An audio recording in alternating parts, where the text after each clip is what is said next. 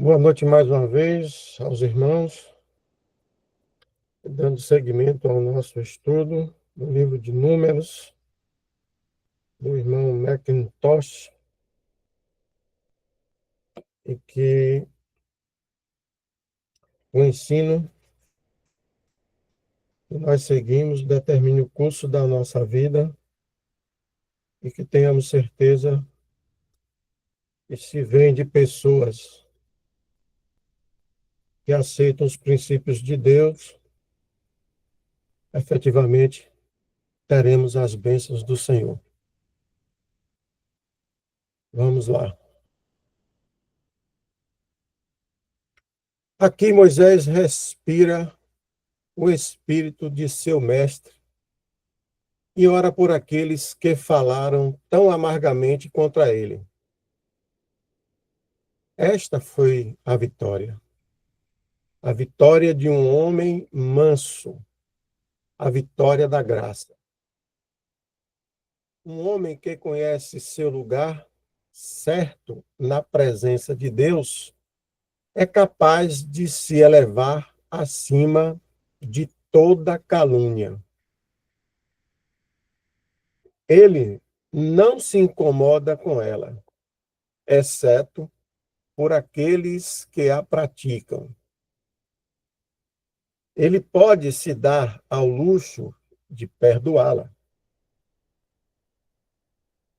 Ele não é melindroso, tenaz ou egocêntrico.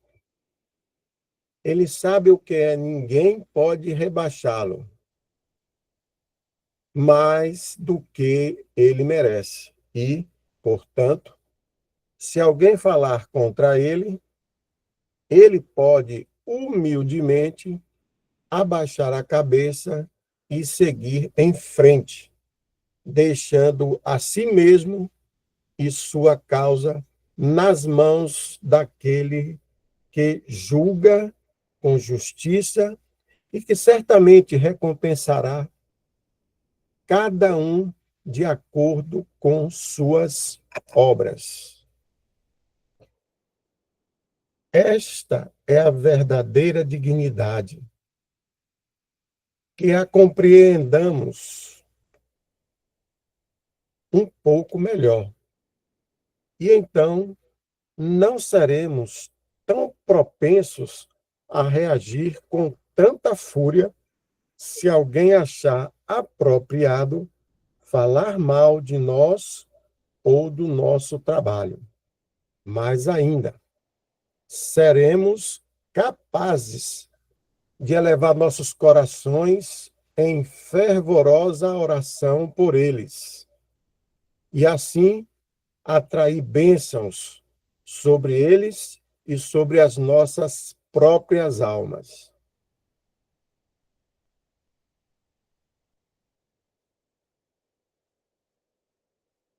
Algum irmão quer fazer alguma prévia?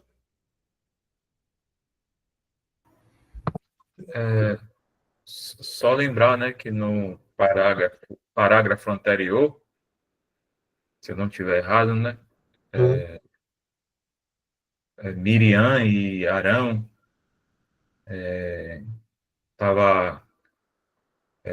se opuseram a Moisés porque ele escolheu uma esposa coatita.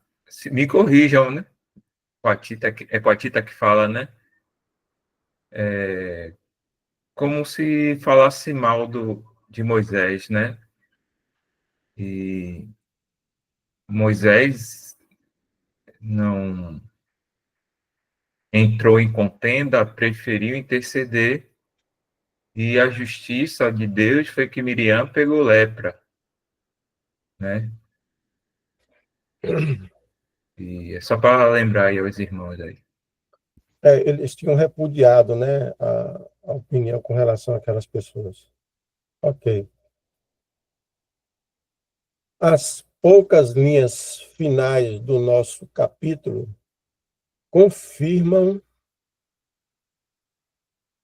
a visão típica ou dispensacionalista que ousamos sugerir, entre aspas. Disse o Senhor a Moisés: se seu pai lhe tivesse cuspido no rosto, não ficaria envergonhada por 7 dias? Seja excluída do arraial por 7 dias, e depois disso seja recolhida. E Miriam ficou excluída do arraial por 7 dias. E o povo não partiu enquanto Miriam não fosse recolhida. Depois, o povo partiu de Azerote e acampou no deserto de Parã, entre parênteses, previsto em Números, capítulo 14, verso 16. Podemos considerar Miriam, assim, excluída do arraial, como uma figura da condição atual da nação de Israel, que, em consequência de sua implacável oposição ao plano divino de misericórdia para com os gentios, é posta de lado. Mas, quando os, entre aspas, 7 dias tiveram terminado, Israel será restaurado com base na misericórdia soberana exercida para com eles por meio da intercessão de Cristo. Interessante o comparativo, né?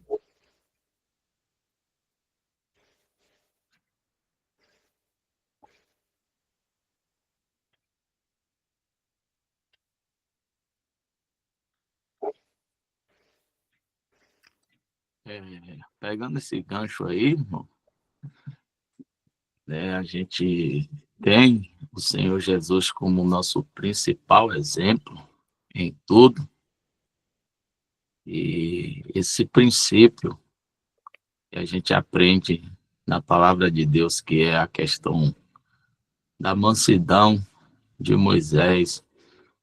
A palavra vai dizer que Moisés era um homem muito manso. E diante dessa situação com a irmã,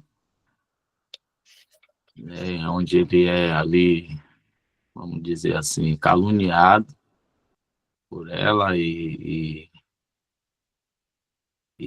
ela coloca, né, a sua posição, ao qual Deus colocou em xeque, né, dizendo que poderia ser qualquer um deles naquela posição. E Moisés, ele depois, né, age como Deus quer que um servo dele haja, né, em misericórdia, e vai interceder pela irmã. A gente vê Moisés o tempo todo, durante o Velho Testamento, intercedendo pelo povo. Na rebelião de Corá, né, Moisés intercede por Corá, pelo povo, né? Intercede, mesmo Corá fazendo aquela rebelião, dizendo que ele estava sendo, vamos dizer, não sei como é a palavra, mas uma espécie de nepotismo, né? Porque Arão era irmão dele, aí botou no cargo de sumo sacerdote, e isso era porque era irmão, e não era algo vindo de Deus, a escolha, porque era irmão, então ele tinha escolhido irmão, algo desse tipo, né? Mas o assunto não é bem esse, mas só para a gente refletir na postura do verdadeiro servo, que é de ser manso, ser misericordioso, ser amoroso, sofrer, né? A gente vai ter várias escrituras, né, nos dando essa luz e nos mostrando qual a real postura que nós devemos ter, né, que é a postura de um cristão normal, é sofredor, né, em 1 Coríntios 13, se eu não me engano, vai falar do amor, né? O amor é sofredor, tudo sofre, tudo suporta, né? E também o nosso Senhor Jesus, para ter o exemplo máximo, né? Quando estava na cruz entregando, né, a tua vida, ele vai interceder ali pelo povo que está o matando, que está o pregando na cruz, né? Ele vai pedir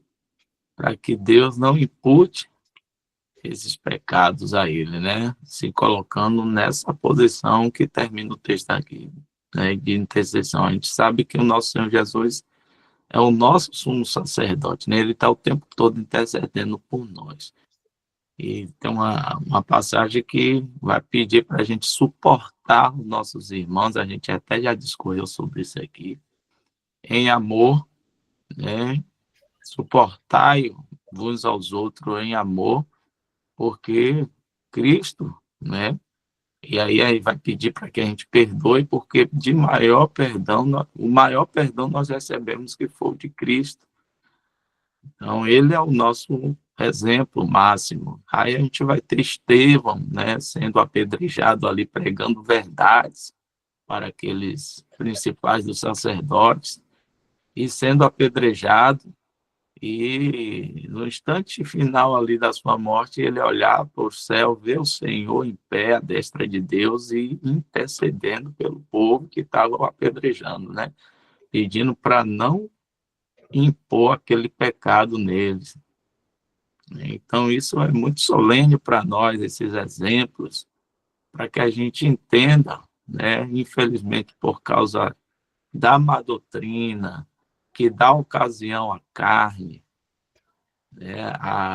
E aí a gente se deixa levar, muitos se deixa levar e não consegue, né, absorver esse entendimento da real postura de um verdadeiro crente em meio a situações como essa, tanto na esfera de irmão, né, irmão entre irmãos, como no mundo, né, que a palavra também vai nos dizer que nós não devemos pagar o mal com o mal, né, até para os mundanos.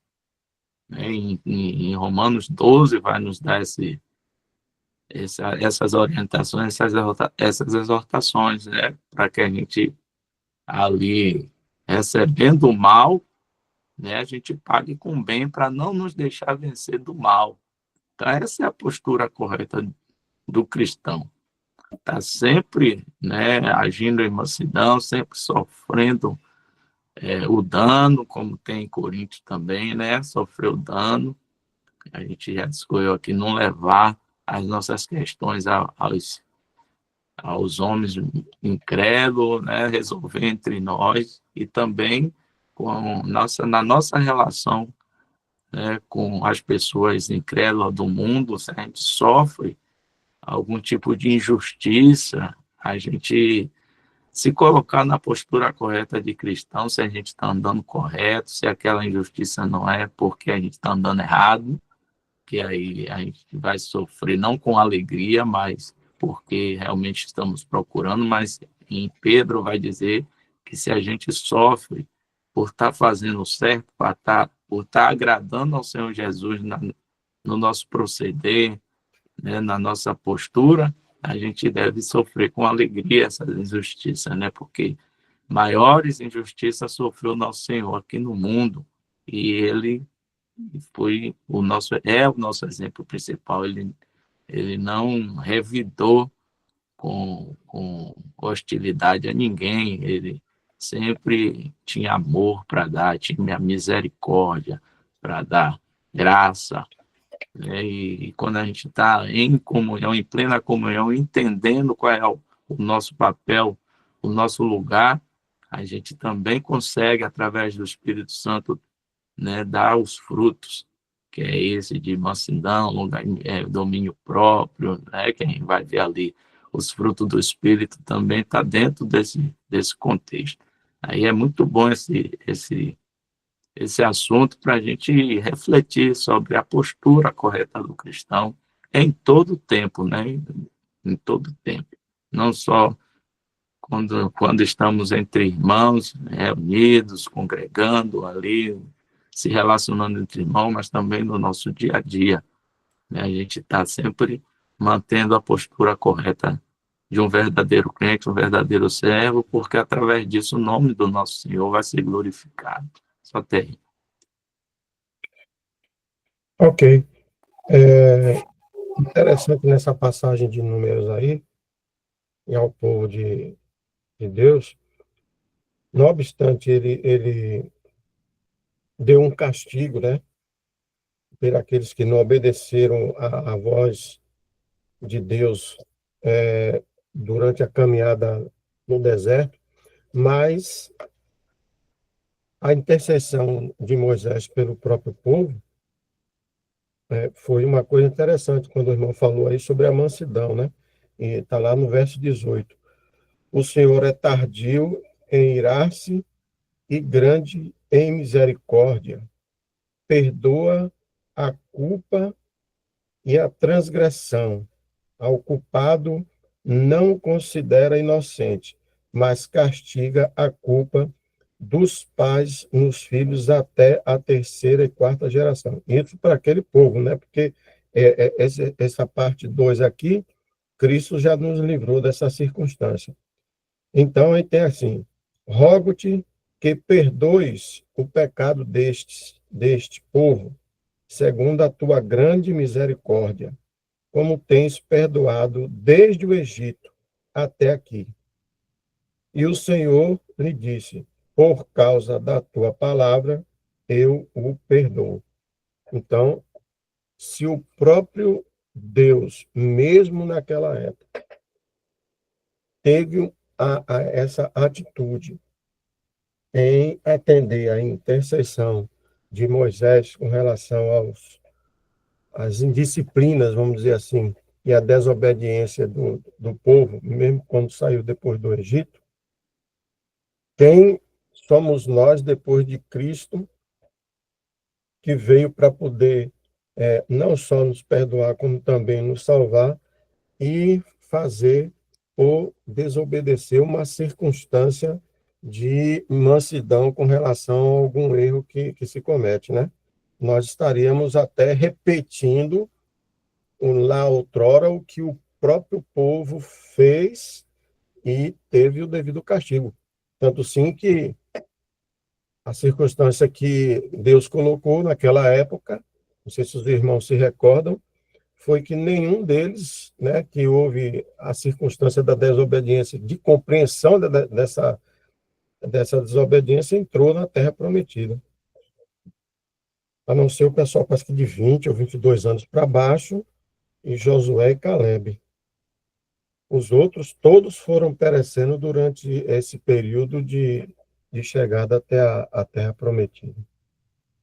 Então, é interessante o que o irmão Alexandre colocou, para que a gente tenha, mesmo nos dias de hoje, né, mas livre, graças a Deus, do ponto de vista dessas coisas que poderiam ser consideradas ainda como um castigo, mas Cristo nos libertou disso. E amém. Aí parou, não é, Jefferson? Agora entra no 13, né?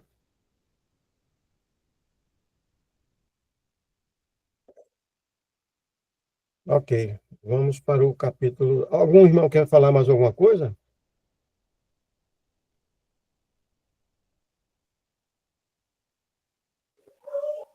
Só uma observação, irmão, um complemento.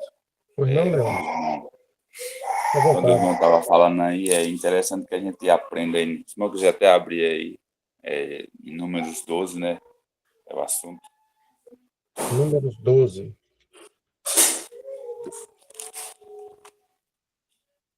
Capítulo, Capítulo 12 vai verso. até o versículo 9. Vamos lá, começando do 1, né? Beleza. E falaram Miriam e Arão contra Moisés, por causa da mulher cosita com quem casara, enquanto tinha casado com uma mulher cosita. E disseram: porventura falou o Senhor somente por Moisés? Não falou também por nós? E o Senhor o ouviu. E era o homem Moisés muito manso, mais do que todos os homens que havia sobre a terra. E logo o Senhor disse a Moisés, a Arão e a Miriam: vós três sai à tenda da congregação. E saíram eles três. Então o Senhor desceu da coluna de nuvem e se pôs à porta da tenda. Depois chamou Arão e a Miriam, e ambos saíram. E disse: ouve agora as minhas palavras. Se entre vós houver profeta, eu, o Senhor, em visão a ele me farei conhecer, ou em sonhos falarei com ele. Não é assim com o meu servo Moisés, que é fiel em toda a minha casa. Boca a boca falo com ele, claramente, e não por enigmas, pois ele vê a semelhança do Senhor. Por quê? Pois não tivestes temor de falar contra o meu servo, contra Moisés? Assim, a ira do Senhor contra eles se acendeu e retirou-se. E a nuvem se retirou de sobre a tenda. E Só eis até aí tá bom, irmão. É só até o 9 mesmo. até o 9, não foi? Pois é. É só uma observação aí que a gente observa que pode ser aplicado também para nosso tempo, né? Que Miriam e Arão aqui, eles, vamos dizer assim, colocaram em igualdade no ministério de Moisés, né? E eles teve que ouvir de Deus, do próprio Deus, que Moisés era mais importante, né? Claro que Moisés estava no espírito correto, que Moisés não se considerava mais importante. A gente observa aqui que ele era manso. Mas o interessante é a resposta que Deus dá aqui para Arão e Miriam, no versículo 6, né? Ele fala, do versículo 6 até o 8, ele dá a resposta. Então, eles, vamos dizer assim, colocaram em xeque o ministério de Moisés, vamos dizer assim. Era só esse comentário aí. É como se fosse um ato de Miriam e de Arão, como se fosse uma rebeldia, né? Contra um posicionamento que foi dado por Deus e vamos dizer assim, o contato próximo e de confiança que ele tinha com Moisés. Não ia dar outra coisa, né? Vamos retornar. E, Pois não? e é importante, irmão, salientar que Deus ele não tem prazer em punir, né, em trazer o juízo. É por causa da desobediência do próprio homem, né? E aí, dentro do atributo de Deus, que é a justiça, vem a correção, a punição e o juízo. Mas Deus não tem prazer em punir, né? A gente tem uma escritura, né, que está em Lamentações, se o irmão puder botar aí. Lamentações, capítulo 3, o verso 39.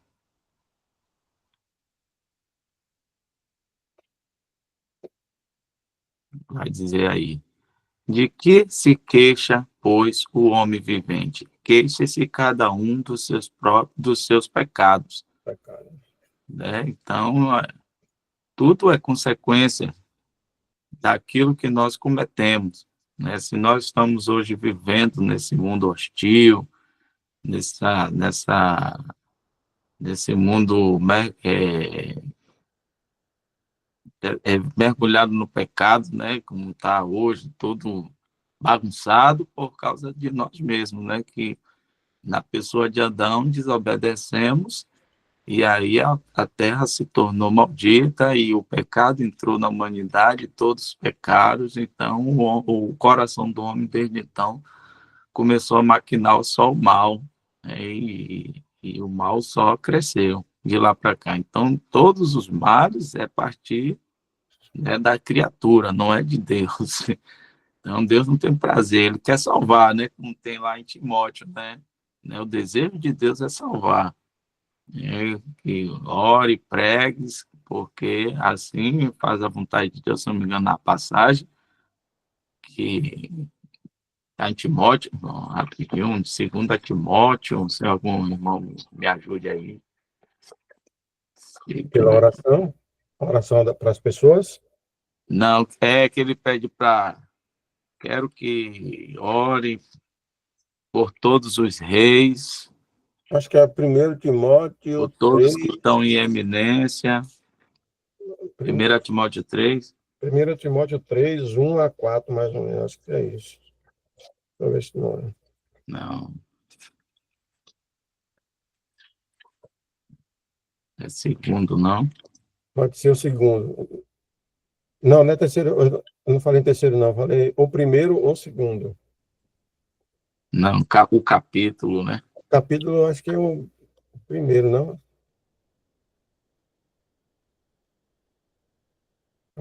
Primeiro. É um versículo que a gente sempre. 1 Timóteo 3, capítulo 3, verso 1 a 4, não é não? Deixa eu ver aqui.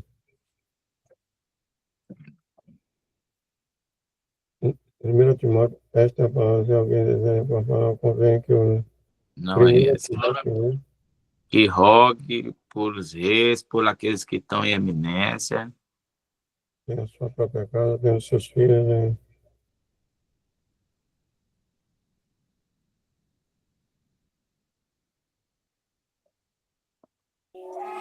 Não é segundo, não? 1 Timóteo capítulo 2, irmãos. 2, né?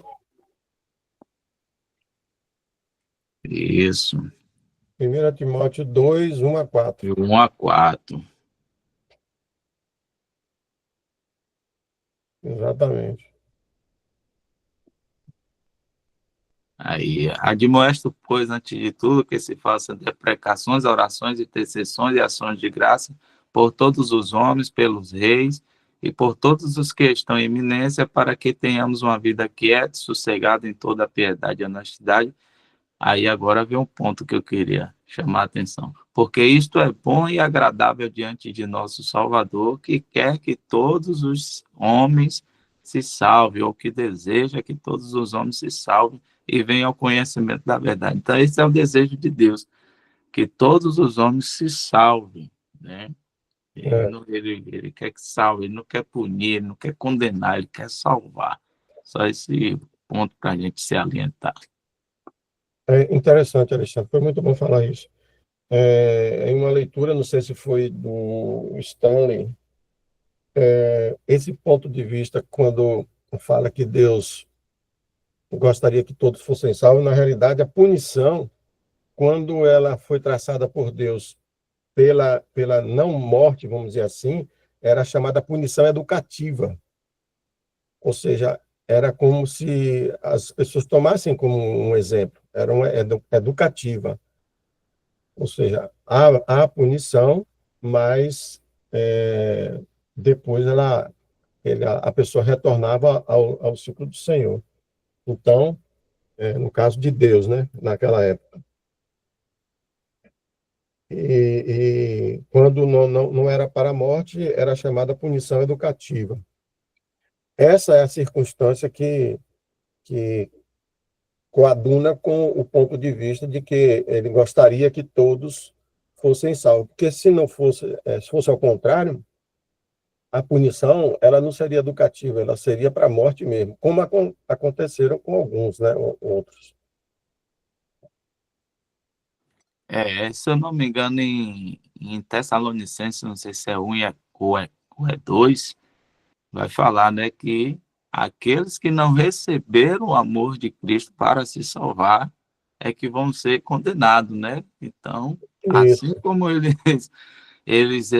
o Senhor, por desobediência de Adão, né, condenou todos à morte, ele providenciou o escape, né, por Cristo Jesus. E esse amor ele está oferecendo, né, essa graça ele está oferecendo. Então, aqueles que rejeitar esse amor de Deus para se salvar é que vai ser condenado. esse aí não terá a chamada punição educativa, essa é a punição mesmo definitiva para o trono branco, lá na sentença e o lago de fogo. Então, finalizando, o homem desobedece, recebe a punição, Deus, em sua misericórdia, dá o escape, ele só não vai se salvar porque ele mesmo não vai querer, vai rejeitar. E a Bom, vontade de Deus é salvar. perfeito. Vamos retornar ao texto? Tem mais algum irmão que quer falar mais alguma coisa?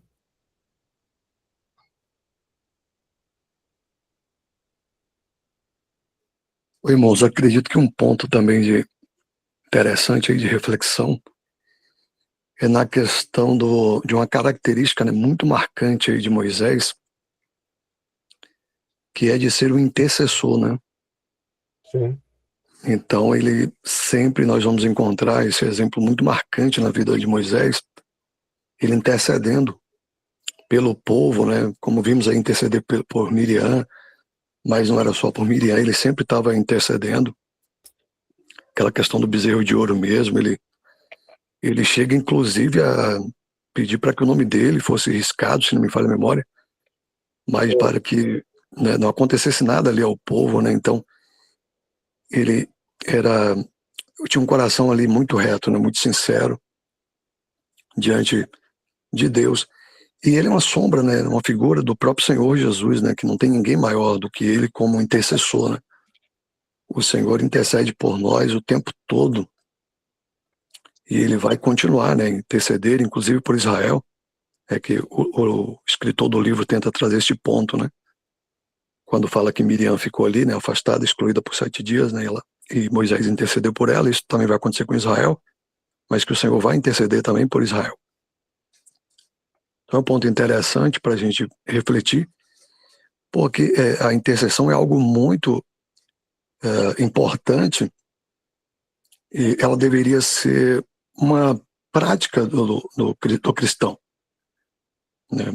Focar nisso, porque basicamente falando de intercessão é você se esquecer de você, né? Se abdicar de você em prol do outro. Isso é o cristianismo, né? Se a gente pudesse resumir, talvez, é o que Moisés fez, é o que o Senhor faz, é o que o Senhor fez também na cruz, é o que o Senhor faz até hoje, é interceder. É se colocar, né, no lugar do outro, é se esquecer de você mesmo, se esvaziar e se dedicar numa oração, por exemplo, né, nesse tipo de oração, né, intercessão, né, olhando para o outro, se colocando no lugar do outro. Né. Olha que ponto, né, o próprio Moisés chegou, né, a se desesperar de pedir para que o nome dele fosse riscado. Essa é uma amostra que realmente ele amava o povo, se preocupava mais com o outro do que com ele mesmo. E o Senhor Jesus fez isso, né, de forma muito maior, ao morrer na cruz em nosso lugar e ao continuar até hoje intercedendo, mesmo depois de tudo isso, ele continua intercedendo por nós. E aí é bom refletir sobre isso, né? Todos nós, né? Até que ponto, né, conseguimos entender essa característica tão marcante, né, E quando realmente temos colocado isso em prática pelos nossos irmãos, e lembrando que intercessão não é só simplesmente eu chegar e falar, meu irmão, orar pelo irmão, lembrar de algum irmão, mas é muito mais, é não olhar para você, é esquecer você e orar pelo outro, né? Interceder pelo outro, né? É bem forte isso. Positivo. Irmão, só mais uma.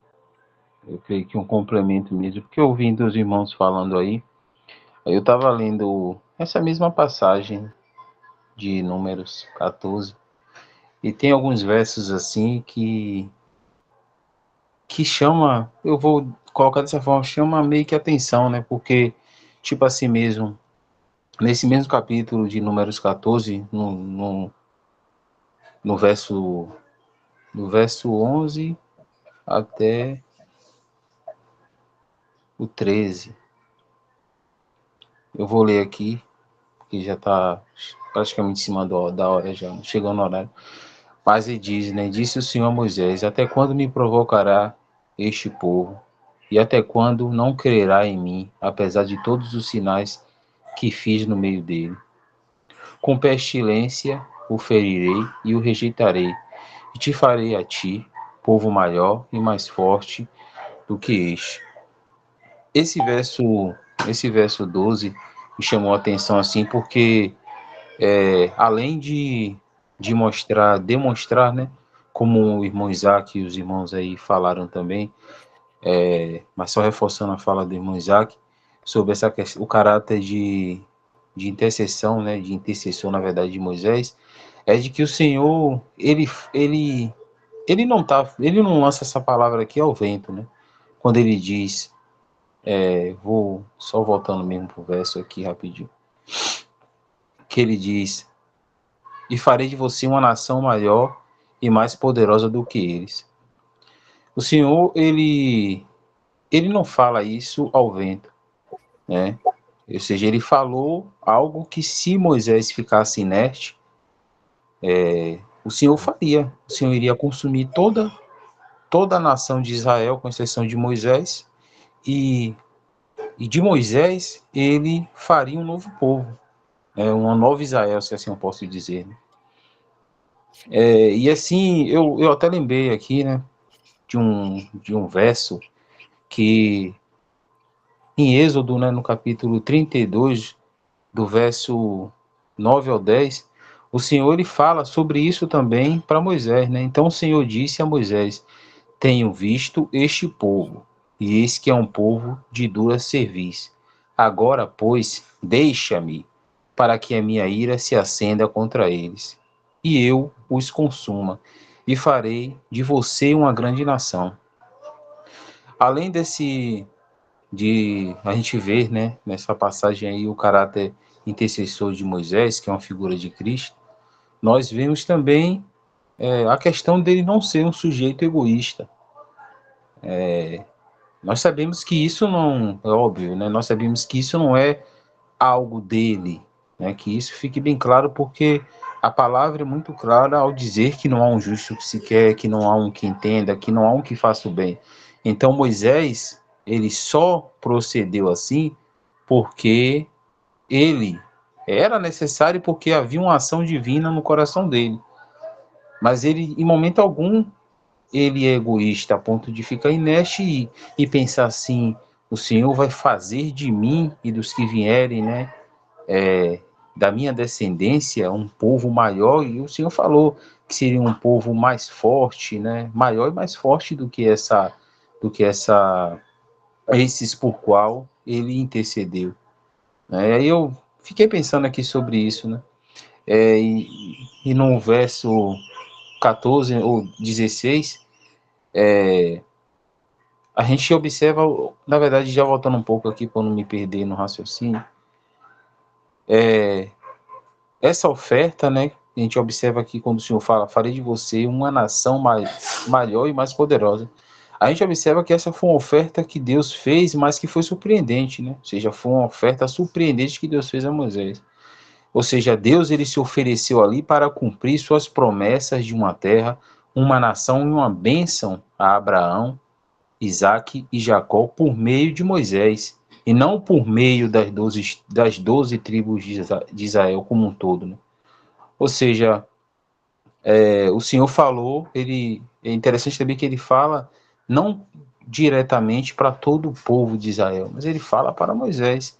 E esse é uma figura, né, da atual dispensação também, porque tudo que nós somos, o que nós temos, na verdade, tudo que nós somos e já desfrutamos na atual era e desfrutaremos na eternidade, é porque o Senhor, ele nos vê na figura de Cristo. E assim como diante dessa situação aqui, o Senhor olhou e ouviu a intercessão que Moisés fez, o pedido que Moisés fez, e atentou para o que Moisés pediu, por ser um pedido genuíno, e de acordo com a vontade dele, isso tem que ficar claro também, né? Assim também é conosco. Outra coisa também que a gente pode levar em consideração a respeito de tudo isso aqui, é de que nos versos anteriores a gente vai observar que essa intercessão que Moisés faz, ele faz questão de frisar também de que tudo isso seria para a glória de Deus, né? Então a gente observa assim quando ele fala, né, no verso 16, então Moisés disse ao Senhor, então os egípcios ouvirão, pois com teu poder fizeste subir este povo do meio deles, e o contarão aos moradores desta terra. Eles ouviram que tu, Senhor, estás no meio deste povo, que tu, Senhor, és visto face a face, e que a tua nuvem está sobre eles, e eis que vais adiante deles numa coluna de nuvem de dia e numa coluna de fogo de noite. Agora, se matares este povo como a um só homem, então as nações que ouviram falar da tua fama falarão, dizendo, porque o Senhor não pôde trazer este povo à terra que jurou dar-lhes. Por isso os matou no deserto.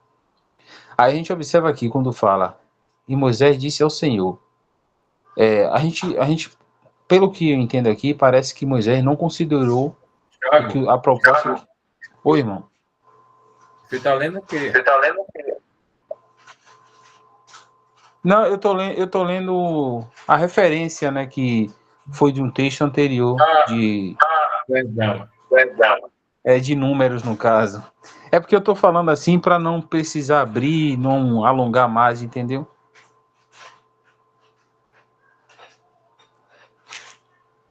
Mas, continuando, a gente pode observar assim que parece que o Senhor não considerou, que Moisés, na verdade, não considerou a proposta que o Senhor fez, né? Ou seja, em momento algum, ele se apegou ao fato de que o Senhor disse para ele que faria dele uma nação maior e mais forte, né? Ou seja, em vez disso, Moisés, ele implorou, fez o que o intercessor faz, ele implorou pela nação e a amou, independente da rebelião deles. Figura do que o Senhor Jesus também fez quando o Senhor Jesus estava sendo crucificado. E ele disse o quê, né? Pai, perdoa-lhes, porque eles não sabem o que fazem. Outra outro personagem bíblico disso é Estevão, que ele fez a mesma coisa, né? Ele em momento algum pediu juízo, né? Então, eu fiquei pensando sobre essa questão, né? Então a gente pode observar assim que nesses pedidos de Moisés a gente encontra coisas que são cheias de simplicidade e heresia, ou seja, os argumentos dele com Deus, ou seja, ele raciocinou ali, discutiu, se assim eu posso dizer, com o seu Criador, ou seja, são argumentos diretos e são argumentos convincentes e respeitosos, não esquecendo disso, e mostram, né, um coração cheio de amor, né, um amor genuíno, ou seja, e evidencia para além disso tudo uma preocupação, né, pela glória de Deus, ou seja, o que antecede tudo isso que Moisés fez era a preocupação dele para com a glória de Deus. Ou seja, nada do que, que Moisés estava fazendo ali foi de maneira supérflua. Ele fez, intercedeu sim, mas visando primeiramente a glória de Deus. E essa questão é algo que a gente pode trazer para a nossa realidade, né? Ou seja, nós devemos pedir, nós sabemos disso, mas é sempre lembrando do que a palavra nos ensina, como eu acho que é Paulo que escreveu, né? Portanto, quer comais, que bebais, ou fazei qualquer outra coisa, fazei, fazei tudo para a glória de Deus. Ou seja, tudo que nós fizermos precisa ser buscando glorificar primeiramente a Deus, né? Por nosso Senhor Jesus Cristo. Só até aqui. Amém. Leônidas, diga, Leônidas. Né, quando o irmão Isaac estava falando aí, e o irmão aí agora também, irmão Tiago, eu me lembrei de uma coisa. O Moisés aí, ele é figura de Cristo, né? Você vê que ele intercede pelo povo em amor, em mansidão, então ele é figura de Cristo. E aí, quando o irmão estava trazendo essa passagem de Êxodo aí, que eu sempre leio essa passagem, que eu acho interessante, eu me lembrei aqui de João, 1 João, versículo 20, capítulo 4, versículo 20 Primeira e João, 21. Primeira Já João, está avançado um pouco mais rapidinho. se alguém diz, eu amo a Deus e odeia a seu irmão, é mentiroso. Pois quem não ama a seu irmão, viu, como pode amar a Deus a quem não... E dele temos este mandamento, que quem ama a Deus, ame também a seu irmão. Então, só um complemento rapidinho, irmão, em cima do que o irmão Tiago estava falando aí. Nós vemos isso em Moisés, né? Ele é a figura de Cristo, sofrendo pelo povo ali, intercedendo pelo povo. Então, é bem claro a figura de Cristo ali em Moisés. E nessa passagem que o irmão trouxe aí, eu achei interessante a fala do irmão Tiago, porque Moisés não atentou, ou seja, assim, ele não se orgulhou de dizer, Deus está me oferecendo algo melhor, não estou nem aí pelo povo, né? Tipo assim, falando tipo no meio humano aqui, mas é uma questão que aqui em João fala, né? O amor de alguém por Deus, ele tem que começar primeiro pelo seu irmão, né? Pelos irmãos. Então, a palavra de Deus, ela deixa isso bem claro para nós. E aí o irmão falando aí, eu me lembrei dessa passagem aí, era só mais esse comentário. Perfeito. Irmão Jefferson, retorno aí a palavra para você.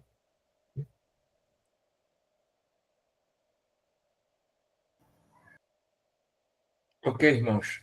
Já são 9h11.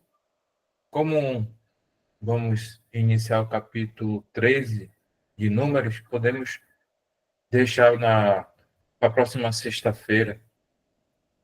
Creio que o assunto hoje foi destinado a intercessão e como deve andar o cristão nesse assunto que foi tratado hoje. Vou estar tirando a gravação de aqui.